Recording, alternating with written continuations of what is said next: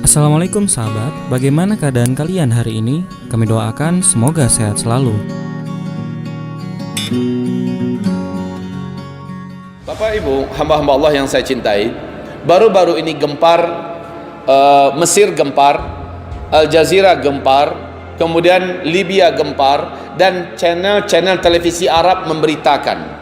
Coba perhatikan berita apa ini di bulan Desember loh ya, tanggal 19 Desember, tanggal 20 Desember, sampai tanggal 22 Desember. Channel-channel televisi Arab memberitakan dan langsung men-shootingnya. Apa?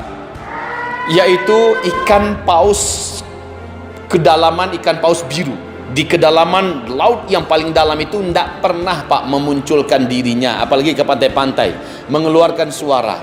Suara ikan ini adalah di antara suara terkuat dan terbesar di dunia. Apabila dia bersuara di alam lepas seperti kita, maka orang yang ada di sekitar ikan akan pecah gendang telinganya, saking kuatnya suara paus biru itu. Dan bunyinya juga sangat mengerikan, merinding. Di channel televisi di Arab, baik itu Mesir, baik itu Libya, baik itu Al Jazeera, ya, memberitakan bahwa komentar para ulama dan para pakar, ikan ini tidak akan pernah meninggalkan kedalaman laut samudra yang paling dalam. Panjangnya ikan itu Pak, normalnya adalah 30 meter panjangnya ikan itu. Ini termasuk di antara ikan terbesar di dunia. Dan ikan-ikan ini bermunculan, menimbulkan suara yang menakutkan dan menggegar. Satu kota Mesir, Kairo, satu kota bisa mendengarkan suara ikan tersebut. Apa komentar para ulama kita? Ikan-ikan ini tidak akan pernah meninggalkan kedalaman laut dan tidak akan pernah lari menuju ke pantai, kecuali mereka dalam keadaan ketakutan yang bersangatan. Ketakutan yang bersangatan. Apa yang ditakutkan oleh ikan-ikan ini? Jika tidak ada sesuatu yang sangat menakutkan, jika tidak ada sesuatu kegelisahan yang menegangkan, mereka tak akan mungkin meninggalkan posisi mereka di kedalaman laut yang terdalam. Nah, ini adalah sebuah isyarat bagi kita. Kita tak tahu apa yang akan terjadi dengan laut Allah ini. Ketika Allah berfirman, "Zaharal fasadu fil barri wal bahri bima kasabat aydin nas liyudhiqahum ba'dalladzi 'amilu la'allahum yarji'un." Kita tak tahu apa yang akan Allah datangkan pada bumi kita ini. Yang kedua, ibarat Allah yang kami muliakan, terjadinya pembunuhan seorang jenderal, orang terkuat nomor 2 di Iran oleh Amerika Serikat, yang sekarang sedang menghebohkan berita-berita dunia, dan Donald Trump bangga telah melakukan prestasi itu. Ini menyebabkan kemarahan dan kemurkaan yang tidak alang kepalang bagi Iran. Dan Iran mengibarkan bendera merah pertanda siap untuk perang besar melawan Amerika, mengajak sekutu-sekutunya untuk melibas kekuatan blok barat. Maka kita tahu sekutu terkuat daripada Iran adalah Cina. Sekutu terkuat Iran adalah Rusia. Sekutu terkuat Iran adalah India, dan seterusnya. Masihkah Bapak ingat bahwa di akhir zaman akan terjadi pertempuran besar antara blok timur dengan blok barat? Ibarat Allah yang kami muliakan, ini yang kedua. Ini perihal yang kedua, dan saya sekali lagi mengatakan, yang akan merasakan dampak yang paling mengerikan dari perang besar itu nanti bukanlah para militer saja, tapi orang awam macam kita Pak, orang-orang sipil macam kita. Kalau terjadi peperangan besar, maka ini akan menyulut perang dunia ketiga. Bila perang dunia ketiga terjadi, senjata-senjata yang paling menghancurkan akan dikeluarkan. Maka apa yang akan terjadi? Sekali lagi, hasbunallah. Kita cukup menyerah kepada Allah Subhanahu wa taala. Kita berpasrah kepada Allah Subhanahu wa taala. Yang pasti sekarang ini kondisi dua negara ini, yaitu Amerika dan Cina, juga sedang mengalami perang dingin. Sebatas ini baru perang ekonomi, perang diplomatik, perang politik, ya. Dan sekarang sudah mengarah kepada persiapan militer. Wal'iyadu billah. Yang ketiga, ibarat Allah yang kami muliakan, saya sudah menguraikan ini wahai kaum muslimin, bahwa tanda-tanda itu sudah tampak. Tetapi saya menyebutkan tahun dan tanggalnya, lebih baik saya katakan Allahu a'lam. Tapi ada pengiring yang memastikan kondisi ini. Apa pengiringnya? Saya sudah berikan kode-kode etiknya ya, dan ini didalili oleh dalil-dalil yang sahih di mana Rasulullah SAW mengatakan zuhurul mahdi inda ikhtilafi ummati wazzalazil. Al-Mahdi itu akan muncul saat terjadi perselisihan yang sangat hebat di kalangan tengah-tengah umatku, wazzalazil, dan juga gempa-gempa. Hadis ini jika dialihkan kepada hadis yang lain disambut dan dijelaskan secara rinci oleh hadis yang lain.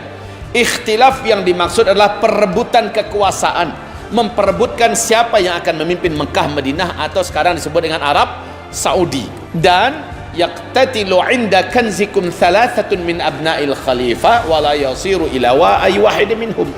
3 orang nanti di antara orang-orang yang akan memperebutkan kekuasaan dari anak seorang khalifah.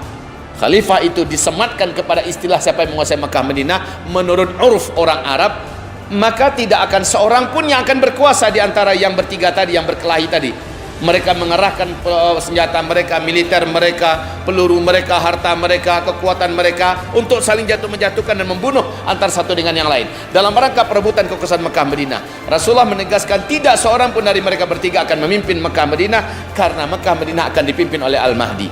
Jadi itu dulu yang pertama. Adakah perebutan kekuasaan? Sekarang yang peluang ini saya lihat hanya di 3 orang ini. Allahu a'lam. Semoga tidak di zaman kita, Ustaz. Amin. Amin ya rabbal alamin. Saya juga berharap demikian, Pak. Peluang Raja Salman untuk meninggal dunia secara umur memang sudah dekat. Umurnya sudah 82 tahun saat ini, dan beliau sakit-sakitan dengan penyakit yang berat.